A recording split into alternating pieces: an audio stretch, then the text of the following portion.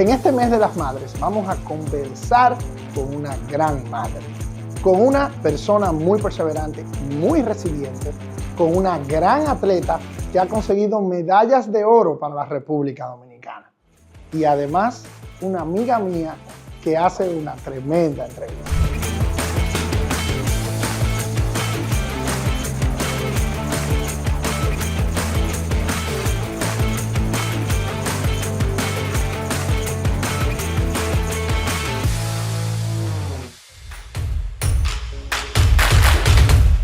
Te tengo que empezar diciendo que cuando yo era tiguerito, yo siempre soñé con tener una medalla de oro.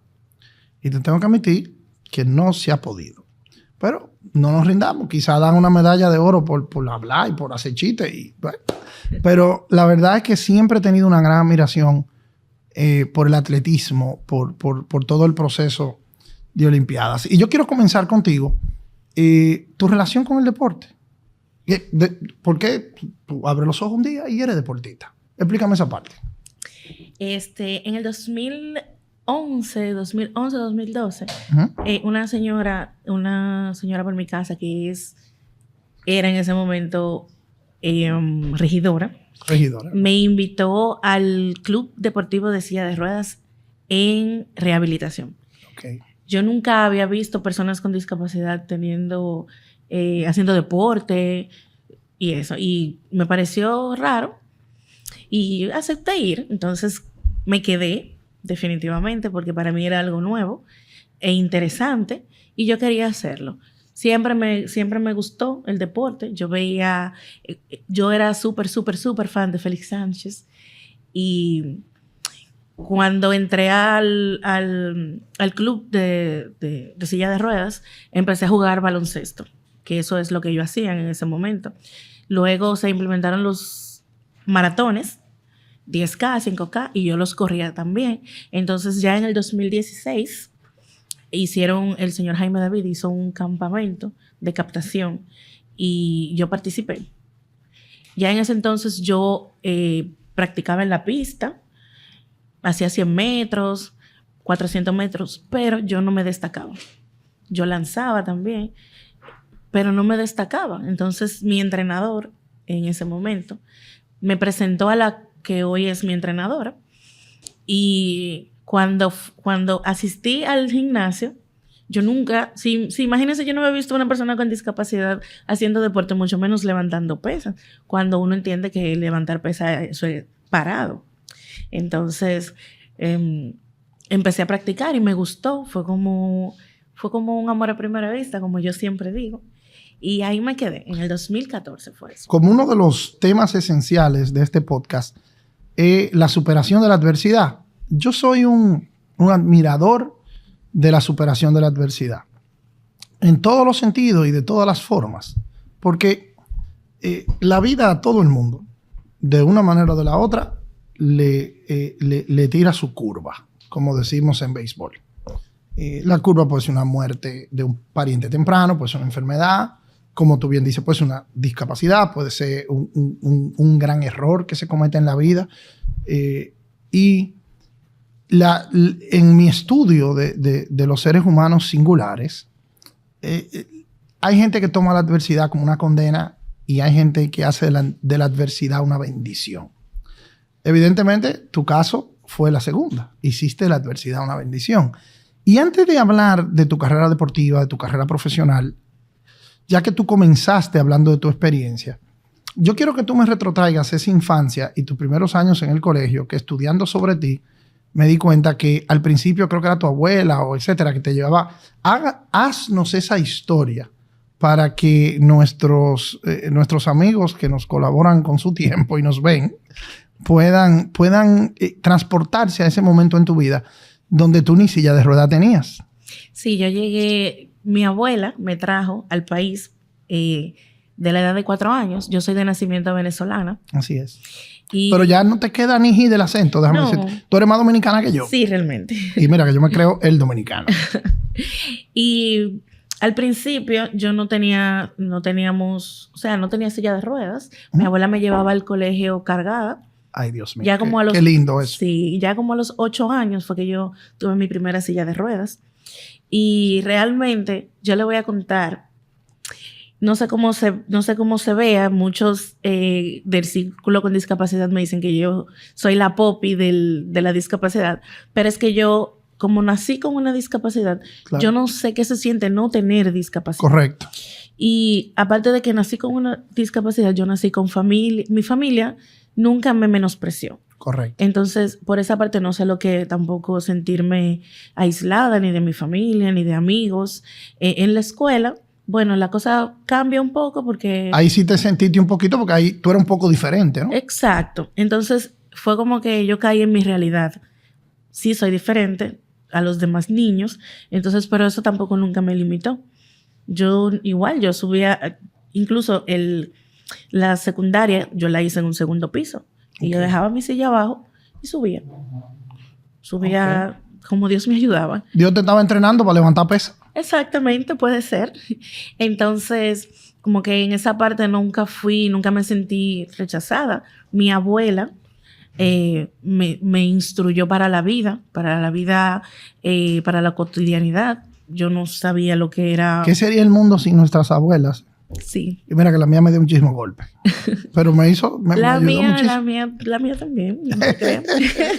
Ella me instruyó de todas maneras. Claro. Y una de las muchas cosas que ella me decía era que ella tenía que asegurarse de que cuando ella no esté en este mundo, sí se va primero que yo, era que ella quería irse en paz sabiendo que me dejó preparada para la vida. Quizás no con una carrera o no, pero sí preparada para vivir.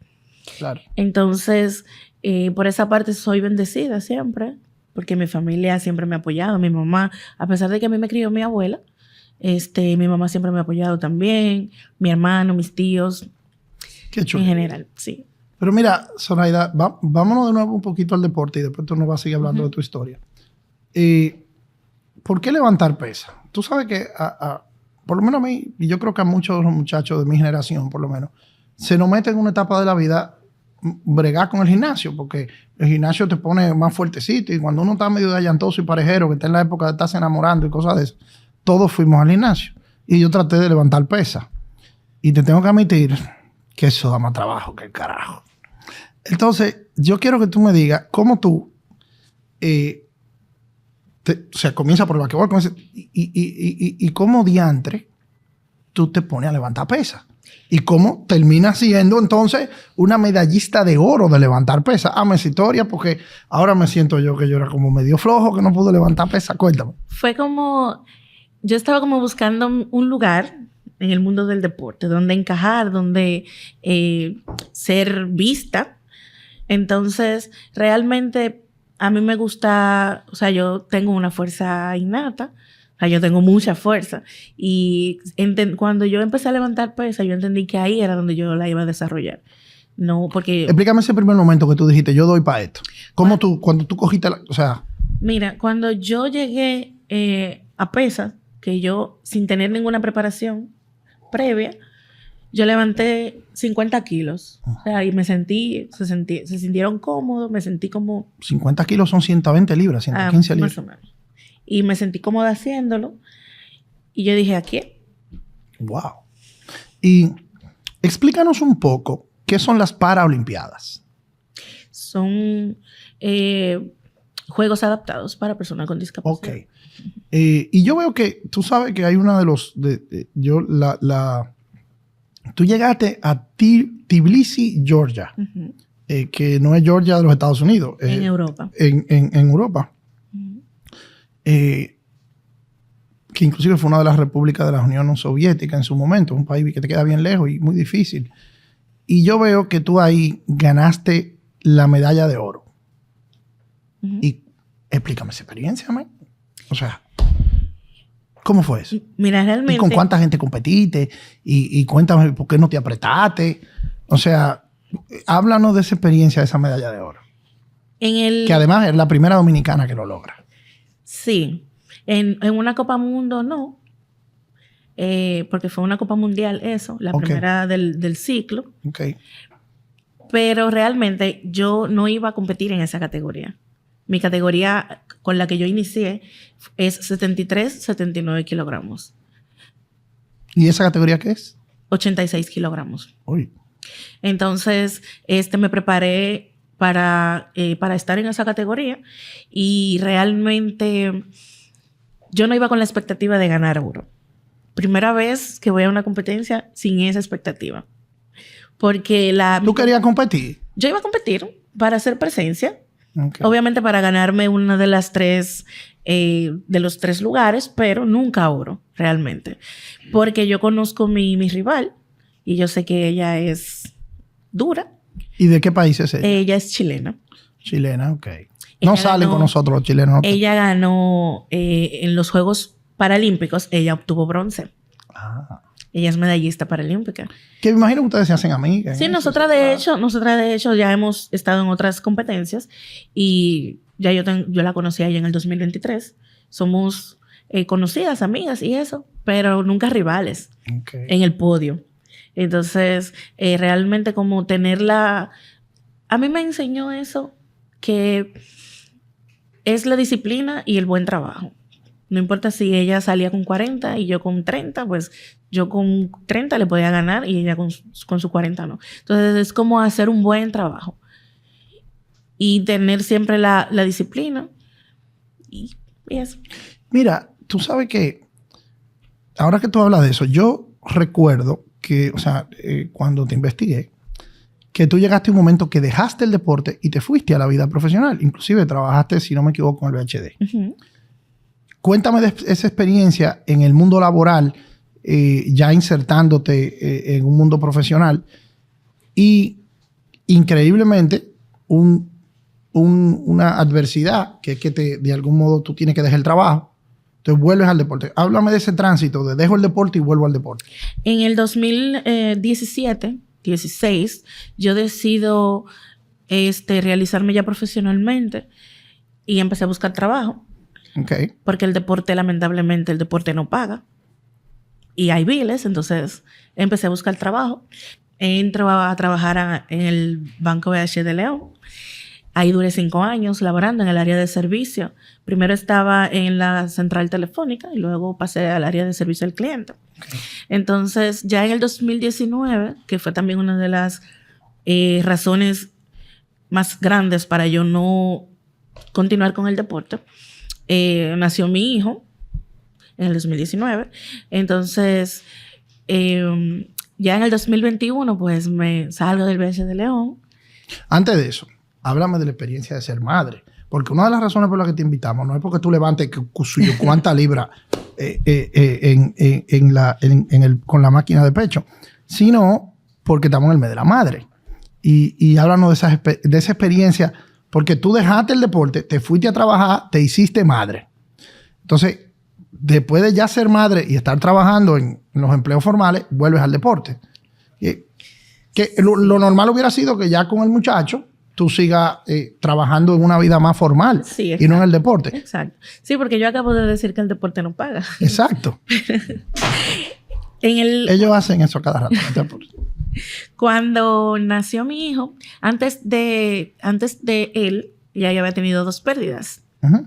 Entonces, un médico, que casualmente fue el mismo médico que me asistió las 2 veces, me dijo, mira, lo más recomendable es que tú no intentes tener hijos porque tú no puedes, porque tu sistema no sé qué, pero todo fue como de boca. Él nunca me hizo un análisis, simplemente era porque yo llegaba y ya estaba teniendo un aborto. Entonces, cuando estoy ya en el banco, instalada y todo, que yo lo que más lejos tenía era quedar embarazada, aunque yo tenía mi pareja, ¿verdad? Ustedes eran lo más lógico. Sí, salvo que tú sigues el sistema de la Virgen María, solo no se hace. Exacto. Solo no se hace. Entonces, yo entiendo que Dios tiene un plan para todo. O sea, quizás si yo no hubiese estado en el banco trabajando, no caigo en a manos de mi ginecóloga, de mi ginecostetra, porque yo estando en el banco, me pasó un accidente y entonces la que era en ese entonces mi entrenadora, no, mi supervisora, okay, me refirió allá, al Corominas Pepín, que quedaba cerca de la sucursal donde yo estaba. Bueno, y ahí la doctora me vio y me dijo que yo le expliqué que yo había tenido 2 pérdidas, que un doctor me había dicho tal y tal. Entonces ella me dijo, ¿y él te hizo análisis? Y yo, no. pues vamos a hacerte análisis, porque por alguna razón tú no puedes concebir. Correcto. Entonces, era falta de hormona lo que yo tenía, y ella me puso en un tratamiento, y 4 meses después salí embarazada. Entonces, duré 1 año fuera sin ir al trabajo, porque era recomendable para evitar cualquier cosa. El embarazo, yo entiendo que el embarazo fue más que tener a mi hijo en brazos. El embarazo como que cambió mi forma de pensar, me cambió el chip, porque ya yo entendía que venía alguien en camino que dependía de mí, de mis buenas acciones, de que ya yo tenía que cambiar el rumbo de mis decisiones. Entonces, luego que yo salí del VHD, realmente yo salí del VHD para volver al deporte. O sea, yo renuncié. O sea, tú tenías ese objetivo. Ya tú tenías el deporte en el corazón y querías volver. Ya, sí. Pero antes de que volvamos al deporte, Zoraida, háblame del momentito cuando tuviste ese carajito. Es que yo no sé, es algo inexplicable. No se puede. Mi embarazo fue tranquilo, yo nunca tuve ningún contratiempo, nada. Me hicieron cesárea porque esa era la vía. Cuando mi hijo nació, en mi mente, no sé por qué yo siempre, cada vez que me iban a hacer una sonografía, yo le preguntaba al sonografista, no sé si se dice así, que cómo está el niño, que si venía así que se dice, sí. Que si venía con todas sus partes, que si sus pies estaban bien. Te entiendo, porque como el papá de 5, yo siempre he sido muy nervioso. Entonces, y yo decía, Dios mío, que yo pedía que mi hijo no naciera con una discapacidad. Mi discapacidad no es hereditaria, es congénita, pero pasan cosas. Entonces yo tenía como ese miedo. Y ya cuando mi hijo tenía 6 meses, cuando ya yo tenía 6 meses de embarazo, el sonografista me dijo, deja de preguntar eso. Ese niño tiene esa columna mejor que la tuya y que la mía. Él viene bien. Amén. Sus extremidades, todo, el niño está perfecto. Ya tiene que tener como 10 años. No, 8. 6. 6, perdón. Okay. Sí, va a cumplir el mes que viene 6 añitos. Qué chulo. Tenía que traerlo aquí para brindarlo por un dulce. Una cosa. Bueno. Para el próximo lo traigo. Y ser madre realmente ha cambiado mi mundo totalmente. Yo respiro para que mi hijo esté bien. Entonces, esa fue la razón por la que yo decidí dejar el banco para volver al deporte. Entonces, ahora vamos al deporte. Que la verdad, ese mensaje que tú dices de que respiras para que tu hijo esté bien, yo creo que esa es la mejor definición para el mes de la madre. Las madres son eso que tú acabas de decir. Respiran para que nosotros estemos bien. Zoraida, y ahora tú vuelves al deporte, pero tienes 2 o 3 añitos fuera. Uh-huh. Explícanos ese desafío de volver a ponerte en forma, de volver a entrenar, de volver a meterte en esta dinámica de una disciplina que los que hemos practicado deporte, nadie se ría, yo practiqué deporte en una parte de mi vida, eso definitivamente no es simple. Entonces ese cambio, o sea, tú comenzaste a levantarte otra hora, ¿a qué hora tú entrenabas? O sea, ¿cómo tú te metes de nuevo? Porque lo normal de un atleta que cuando se despega por años es muy difícil recuperar. Yo conozco pocas historias. Quizás Michael Jordan y tú entonces, porque es difícil volver a un nivel alto de rendimiento. ¿Cómo lo logras? Sí, incluso ya siendo madre se me hizo más complicado. Hubo un tiempo que yo tenía que llevarme el niño todos los días. Yo salía desde mi casa casi 1,5 kilómetros hasta llegar al metro para entonces ir a entrenar con mi hijo. Pero ¿qué es lo que tú tienes por dentro? ¿Y qué gana era que tú tenías? Una determinación. Yo creí en mí. O sea, yo creo en mí. No, pero definitivamente. Entonces, porque yo veo que tú tienes 8 medallas en levantamiento de pesa, incluyendo la de oro. Sí. Y has viajado el mundo a representar a tu país. Exacto. Entonces, eso tiene que ser chulo. Sí. Realmente las horas de vuelo no, pero ya la experiencia de conocer otros países, sí. ¿Cuál es el que más te ha gustado de todos los países que tú has ido? México, definitivamente. ¿México? Sí. Mira, yo no quiero saber mucho de los mexicanos. Pero sí. No, es porque... a chanza, pero es verdad que no me caen bien los mexicanos. Entonces, ¿y por qué México? ¿Te gusta la comida picante? Sí. Y la gente también. Me gusta. Chile también es interesante, pero... A Chile yo no he ido. ¿Y qué tal? ¿Qué te gustó de Chile? Haber ganado una medalla. Pero claro. Qué fácil te la puse. Y ahora dime una cosa. ¿qué es lo más difícil de ser atleta? ¿Qué es lo más complicado? Ser pobre. Ay, esa respuesta está buena, sí. Esa respuesta está buena. Pero no te apures, vamos a ver cómo ejemplos como el tuyo nos motivan como sociedad a ver cómo apoyamos más a los atletas y hacemos más cosas. Cuando tú estás en esos países, en Georgia, en Chile, en México, y tú oyes el himno nacional, ¿cómo te sientes? Cuando tú te suben a ese podio y tú estás ahí, cónchale, representándonos. ¿Qué se siente eso? Yo le voy a contar la verdad. Cuando yo oí el himno nacional, la primera vez en otro país, que no fue por mí, fue uno de mis compañeros que obtuvo oro. Y yo me emocionó de una manera tal que yo dije algún día, y fue en México, recuerdo, fue en México, fue mi primera, en mi debut, como se diría, y no obtuve un buen resultado, o sea, yo no levanté nada. O sea, sí levanté, pero obtuve 3 no good lift. Entonces, yo dije, algún día, ese himno nacional va a sonar por mí.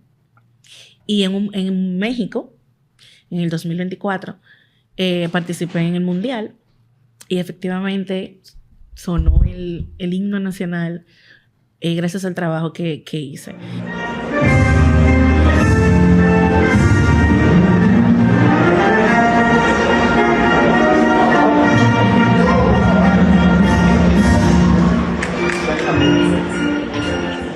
Y es yo me siento más orgullosa cuando se escucha el himno que cuando me ponen la medalla.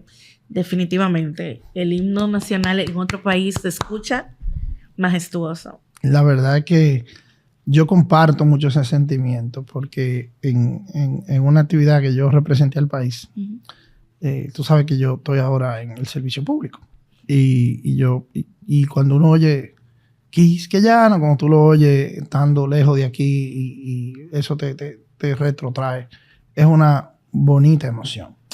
Entonces, ya hemos hablado de este trayecto tuyo, pasando por el deporte, por las madres, por ser madre, por entrar y salir. Si tú le fueras a hacer una recomendación a alguien que nos esté viendo de cómo superar los fracasos, y tú lo tuvieras que resumir de una manera muy contundente, los fracasos o los problemas, que a veces no son fracasos, son curvas, como dije al principio, que te tira la vida. ¿Cuál tú crees que es el principal elemento que hay que tener para poder ser resiliente? No rendirse. Sí, eso se dice suave, Zoraida, sí, eso pero, iba a decir, sí, pero eso es más difícil de lo que uno lo dice. Sí, se escucha suave, así, no rendirse. Pero, bueno, la determinación lo es todo. Usted está bien que en el momento en el que usted cae, usted se siente y se sobe, pero no está bien que usted se quede ahí. Me caí y ya, o sea, cáigase y levántese. Claro. Entonces, ese sería es el único consejo que yo puedo dar, de no rendirse. No rendirse. Las oportunidades pasan una sola vez y muy rara vez pasan 2. Entonces, aprovéchala y siempre dar todo por el todo, siempre. Y tú conservas algún tipo de conexión o de relación con gente en Venezuela o ya tú eres 100% dominicana? Realmente nunca voy a ser 100% dominicana porque tengo sangre venezolana. Claro. Que es de parte de mi papá. Eso sí me caen bien los venezolanos. Es de parte de mi papá y tengo familia también en Venezuela. Mis tíos de parte de mi mamá están allá, primos. O sea que sí, yo mantengo el contacto. En una época, hace muchos años, yo fui varias veces a Caracas y la verdad que guardo recuerdos muy simpáticos. Y en este proceso tuyo ahora, ¿cómo tú te ves con el paso del tiempo? ¿Tú te ves sirviendo en el deporte? ¿Tú te ves ayudando a otras personas que tengan que también batear la curva que les tire la vida? ¿Cómo? Porque de verdad, y por mi trabajo yo interactúo con mucha gente y ahora que estoy metido a pseudo periodista, converso con mucha gente y yo creo que tu experiencia tiene un gran valor. ¿Cómo tú te ves en 10, 15 años? ¿Qué tú has pensado? ¿Para dónde vamos? Porque tú no pensarás levantar pesas el resto de tu vida. No, yo me veo siendo coach. Ah, qué bien. Entrenadora. Sí, de para powerlifting. De para powerlifting. La verdad que, mira, sí.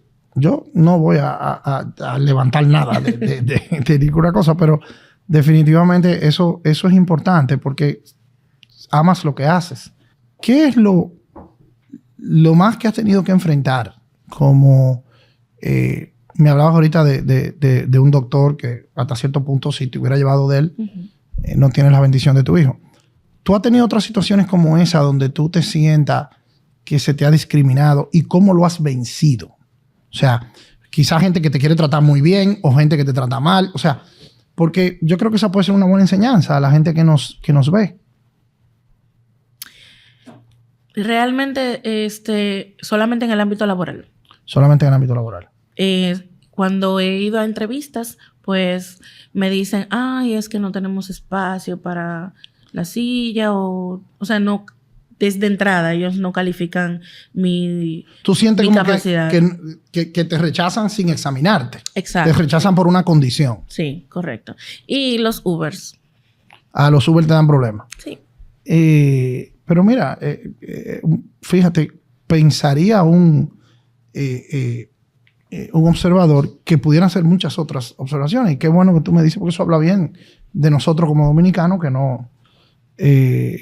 aunque esas dos cosas hay que ponerle atención y mejorarlas bastante, porque... Sobre todo el ámbito laboral. El ámbito laboral, que inclusive es ilegal eso.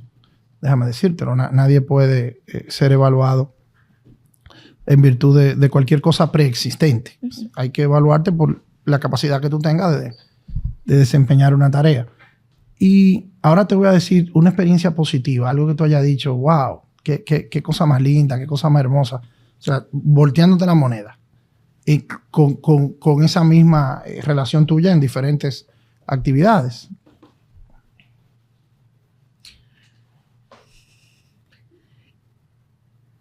Bueno, siendo irónica, creo que la misma acogida siendo muy irónica, en el ámbito laboral, sí.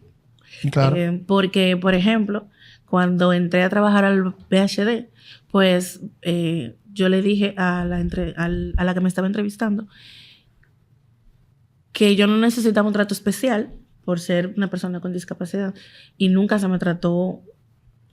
No se trató, o sea, se trató como estamos hablando aquí. O sea, dos bien, ¿tú entiendes? Exacto, sí, porque tampoco... Y ya eso, exacto. Tampoco, perdón. Tampoco el mucho, como, ay... Eso tampoco es positivo, ¿no? No. Eso no es positivo. Porque eso es en su manera una forma de discriminación también, aunque no sea negativa, pero lo es. ¿Y qué cambios te gustaría ver en tu país a ti? ¿Qué cambios te gustaría ver en esta sociedad? No estoy hablando de eso solamente, sino en general. En general. Uh-huh. ¿Qué tú nos pudieras decir a nosotros, los que estamos en el oficio de trabajar en el gobierno y de que queremos... ¿qué tú nos criticarías? ¿Qué tú nos dirías que tenemos que hacer? Tira para adelante, dime lo que tú quieras. No puedo criticar al gobierno. No, tú puedes criticar. Ah, bueno, claro, critícalo. Critícalo, que yo lo critico y soy parte del gobierno. Siempre hay forma de mejorar. Sí, realmente la manera... Creo que es algo no solamente a nivel... O sea, no solamente en República Dominicana. O sea, creo que es algo mundial. La manera de hacer política... Uh-huh.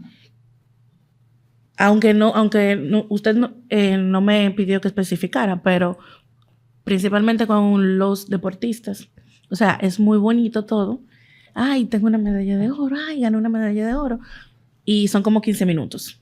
Correcto. Ya se olvidan del atleta, de que el atleta vino de abajo, de que el atleta necesita apoyo. Muchas veces cierran las puertas y no tienen como ese... O sea, no recibimos ese apoyo del gobierno, realmente. Y mucho menos las personas con discapacidad. El atleta con discapacidad no recibe apoyo del gobierno a menos que te pegado. Bueno, mira, eso es una gran enseñanza. Yo creo que todos debemos tratar de anotar y de ver qué pasa con eso. Como tú decías, es un problema del mundo y a nosotros nos toca este pedacito del mundo. O sea, que aquí es que tenemos que ver cómo eso lo vamos a hacer. ¿Y ¿qué mecanismos de... Por ejemplo, ustedes tienen... ¿cómo se organiza el deporte paraolímpico? Para llamarle de alguna manera. O sea, aquí hay federaciones. ¿Cómo si alguien no está viendo y quiere usar tu ejemplo y comenzar a competir y comenzar con quién se comunica, cómo lo hace? Existe el Comité Paralímpico, Comité Dominicano Paralímpico. Nosotros, la mayoría, entrenamos en el Centro Olímpico. Okay. Allá, tanto en la pista como en el área de natación, en el área de pesas, que es donde yo entreno, se puede acercar. Si ve a una persona con discapacidad, el que esté en el Centro Olímpico con discapacidad es porque practica algún deporte. Correcto. Normalmente. Entonces, cualquiera que vea a una persona con discapacidad se le acerca, como muchos lo han hecho conmigo. Me han preguntado sobre el deporte y eso. Y entonces ahí se le da la información de a dónde debe de asistir. Pero el Comité Paralímpico Dominicano está allá, en el Centro Olímpico, en el área de velódromo, en el velódromo. ¿Y cuáles son los deportes que más se practican en las Paralimpiadas? O sea, ¿cuáles son las disciplinas? Además, ya hemos hablado bastante de ti, por la destreza que tú tienes como levantadora de pesas. Pero además de esas disciplinas, ¿qué otras disciplinas nos hemos destacado? Por si le podemos picar el interés a cualquiera que nos observe. Está atletismo, paraatletismo, que incluye el lanzamiento, salto, está natación, taekwondo. Tiro con arco. Baloncesto. Aunque el baloncesto no se practica directamente allá, pero también está el baloncesto. ¿Y tiene el país instalaciones para esos deportes en estas condiciones? O sea, tenemos infraestructura para eso, quiero decir. Más o menos. Bueno. Entre dos. Sí. Ok. Y si tú tuvieras que decirme una persona que tú has admirado a lo largo de tu vida, que tú dices, wow, qué fuente de inspiración, qué historia más bonita, una persona, ¿qué tú me dirías? ¿En el deporte? O en la vida. Si te motivó para el deporte, puede ser un deportista, puede no ser un deportista. En el deporte, como le dije ahorita, yo era fan de Félix Sánchez. Claro. Es para mí Félix es una gran persona. Sí, es para mí una gran persona y un gran atleta. Es de una de las pocas personas que admiro. Y una última pregunta. ¿Te gusta el béisbol? ¿El béisbol? Sí, yo soy liceísta. ¿Tú eres qué? Borren esta entrevista, que esto no va para el aire. Y si tú me hubieras dicho que tú eras liceísta, mira, me río menos contigo. Oye, di que una liceísta. Pero miren, señores. Zoraida, cuenta con un amigo nuevo. Muchísimas gracias por venir a compartir con nosotros aquí. Siempre. Y la verdad es que esta entrevista ha estado chulísima. Hasta la última parte. Lo del licey no iba, ¿viste? Okay. Pero te lo vamos a perdonar. Okay. Está bien, señor. Bye, bye.